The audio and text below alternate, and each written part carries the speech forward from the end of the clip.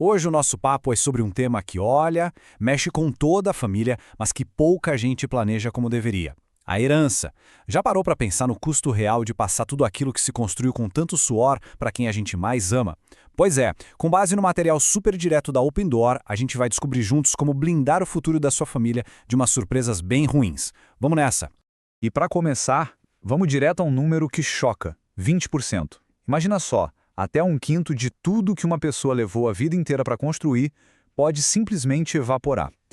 Ir direto para taxas do governo, impostos, toda aquela burocracia, depois que a pessoa se vai.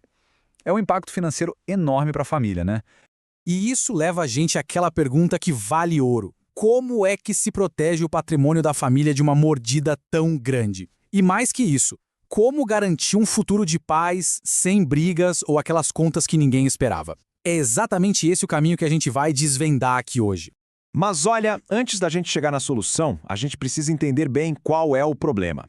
E ele tem um nome que já causa um arrepio em muita gente: o inventário. Vamos entender o que acontece no processo padrão de herança aqui no Brasil. Afinal de contas, o que é esse tal de inventário? Bom, de forma simples, é o processo obrigatório para desbloquear os bens de quem faleceu e finalmente passar para os herdeiros. No papel parece um trâmite, né? Mas na vida real, a história é bem diferente. Ele pode virar uma verdadeira dor de cabeça, super lento e muito caro. E é aqui que o primeiro grande pesadelo começa. Durante todo o processo de inventário, o patrimônio fica congelado.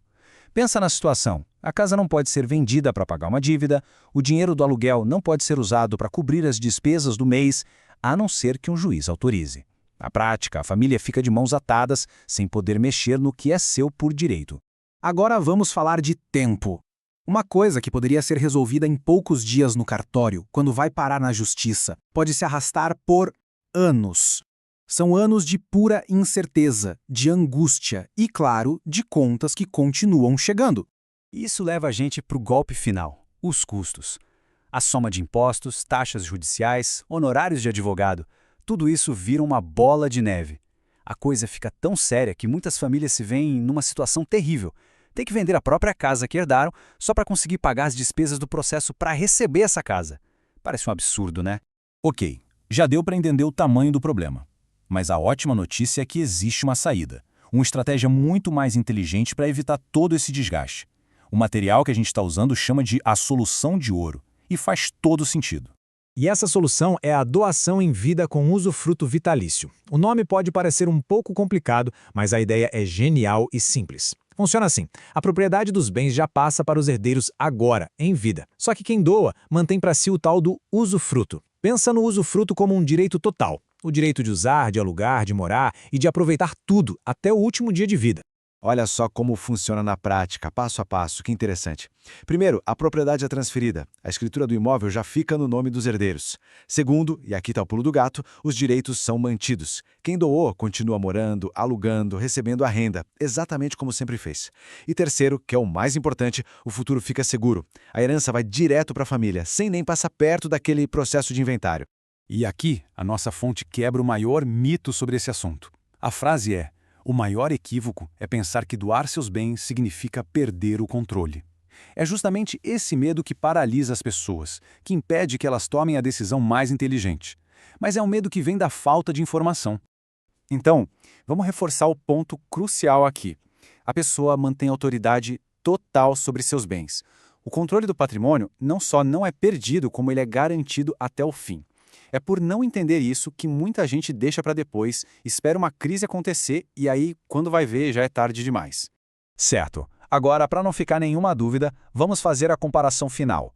Colocar o inventário e a doação em vida lado a lado, analisando o que realmente importa: tempo, dinheiro e controle. E essa tabela aqui, ela deixa tudo cristalino. Olha só a diferença: o tempo. Anos de espera no inventário contra poucos dias na doação. O custo.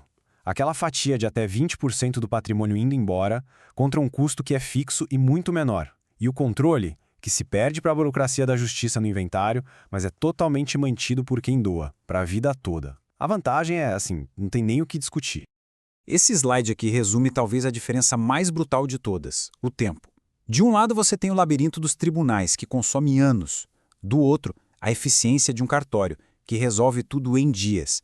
É a diferença entre viver na angústia ou ter alívio. E chegando ao fim, a gente precisa mudar o jeito de encarar o planejamento sucessório. Não é sobre pensar na morte. De jeito nenhum. É sobre pensar na vida. É um verdadeiro ato de amor e de proteção com quem a gente ama. Para fechar, essa frase da Open Door diz tudo. Planejar não é sobre a partida.